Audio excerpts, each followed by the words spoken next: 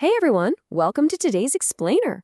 We're going to demystify one of the most famously intimidating concepts in all of calculus by turning it into a strategic game of precision. Seriously, if you've ever stared at a math textbook and wondered what on earth an epsilon or a delta is, you are in exactly the right place. Today, drawing directly from section 2.4 of Stewart Calculus, we're going to transform this abstract algebraic nightmare into a really engaging, highly structured challenge. Let's ground this concept with a real-world physical problem. Imagine, just for a second, that a machinist is tasked with manufacturing a circular metal disc with a highly specific target area. Now, in the real world, nothing is ever manufactured absolutely perfectly down to the atomic level, right? There's always a tiny microscopic variance. But they can't just say it's close enough. They have a strict target they absolutely need to hit. So, if our machinist is allowed a strict error tolerance in the final area of the disk, how perfectly must they control the radius to ensure the disk isn't just tossed in the scrap pile? Think about the insanely precise tolerances required for a machined metal part. The machinist knows exactly how much wiggle room they have for that final area. But to actually achieve that, they have to carefully control the machine by adjusting the input, which in this case is the radius of the cut. You know, this physical manufacturing problem perfectly mirrors our mathematical challenge today. It's all about translating real-world physical tolerances into the rigorous language of calculus. In the real world, it's about the allowable variations in a physical area and the required control over a cutting tool. And in the calculus world, it is the exact same logic. It's about the allowable variation in an output and the required control over an input. Let's map our terms directly so we're all on the same page. The allowable error in our output, like that acceptable variance in the area of our metal disk, is represented by the Greek letter epsilon.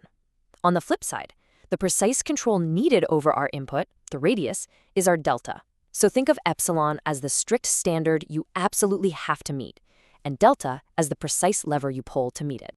Now, what's really interesting is how we formalize that relationship. This brings us to the formal, precise definition of a limit, which uses absolute values to mathematically measure these tiny distances and tolerances on a graph. The formal definition states that the absolute value of f of x minus L is strictly less than epsilon whenever the absolute distance between x and a is strictly between 0 and delta. Okay, I know, it looks like a massive mouthful, but those absolute value bars simply mean distance. To make sense of this absolute alphabet soup, the textbook's author, James Stewart, brilliantly reframes this abstract algebra as an adversarial contest between two people. He writes, imagine a contest between two people, A and B. And honestly, it completely shifts how we interact with the equation. It's no longer just static symbols on a page, it is a strategic battle of wits. So here are the rules of the game. I'm going to play person A, and I'll challenge you with a strict epsilon tolerance. I might say, hey, you need to ensure the output is within 0.1 of the target.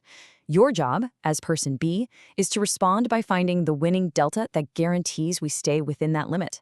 If I shrink the epsilon down to 0.001, you have to find a new, even smaller delta. If you can always find a delta for any epsilon I throw at you, you win the game. Level 1. Proving a linear limit. Okay, so to test these rules out with a straightforward linear limit, like 4x minus 5 as x approaches 3, Stewart lays out two distinct procedural steps. Step 1 is guessing a value for delta. Step 2 is proving that your chosen delta actually works. It's a highly structured approach that takes the guesswork totally out of the calculus. First, we work backwards from our target output to find our mathematical weapon, and then we work forwards to prove it hits the mark. Following the algebraic flow, we actually start with our epsilon tolerance and isolate the absolute value of x minus 3. This reveals the hidden mathematical link between our input and our output. We start with the absolute value of our function, minus 7, being less than epsilon. We simplify the inside to 4x minus 12. We factor out the 4, and finally, we divide both sides by 4. We are left with the absolute value of x minus 3 is less than epsilon over 4. And there it is. Since our delta represents the allowable distance x can be from 3, we've literally just found our winning formula. Any delta equal to epsilon divided by 4 guarantees victory. If I challenge you with an epsilon of 0.1, you just divide it by 4 and confidently give me a delta of 0.025. Because this relationship holds true for literally any epsilon greater than 0, you win the linear game every single time. All right, moving on to the boss level, the square root challenge. Now that you've completely mastered the linear level, it's time to escalate the stakes and see how this works with a non-linear function. The curve is about to change how we play the game. If I challenge you with an epsilon for the limit of the square root of x as x approaches 0 from the right, how do you find the right delta to counter my move? Think about it for a second. We can't just divide by a constant number like 4 like we did in the last round. The relationship between the input tolerance and the output error is going to curve, so our delta formula absolutely must reflect that curve. By setting our absolute value expression less than epsilon and solving for x, we see that squaring the epsilon gives us the precise delta we need to win. We start with the absolute value of the square root of x minus 0 is less than epsilon. This simplifies perfectly to the square root of x is less than epsilon. To isolate x, we simply square both sides. Our winning move is delta equals epsilon squared. If my error tolerance is 0.1, your required control is 0.1 squared or 0.01, boom, you've beaten the boss.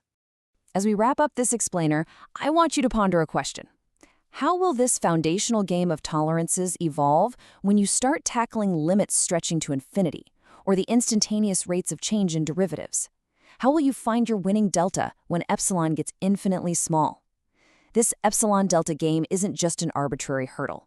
It is the rigorous bedrock upon which all of calculus is built. Keep this game of precision in your back pocket as you move forward. Thanks for learning with me today.